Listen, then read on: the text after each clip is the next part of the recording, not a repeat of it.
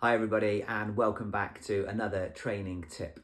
This one is specifically around group riding, which has been another theme for the club in this first period of the year. Now, I'm not going to talk to you about group riding skills or group riding etiquette. You can find out more about that from some of the club information and some of the events that have happened recently as well. But we all want to be a good group member, and sometimes being a good group member is about choosing the right group when you get to the pump rooms on a Saturday or Sunday. Now, my advice here is that your group selection should be flexible week on week. This brings in a number of different factors.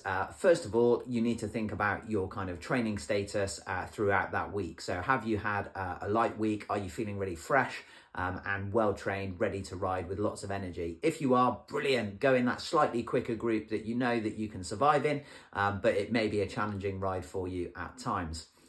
If you've had a particularly high training load or you've had a stressful week at work that all impacts perhaps some poor sleep in the night before, then it's a great idea just to go, well, this is an amber day, not a green day. So I'm going to go down a group, hopefully get a more enjoyable ride that will still be testing at times possibly because you're not quite at 100% in terms of your readiness to ride hard in that particular day.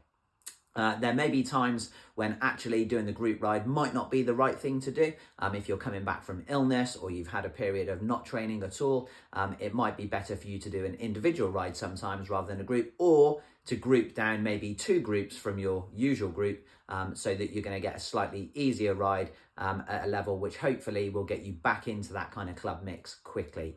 So I would advise maybe on the ride to the pump rooms that you do a little assessment on how you're feeling that particular day. Have a little think about how your training has been that week, what other factors might influence your readiness for a slightly harder ride, whether that's your sleep or your nutrition or your life stress during that week. And don't be afraid to be flexible with your group selection week on week. Hopefully that means that you'll get a more enjoyable ride, and also you'll be managing your training load so you're not going to get into those overreaching or overtraining zones where you can make yourself quite poorly or ill or just not feel great for the next few days, which can disrupt your training for the following week as well.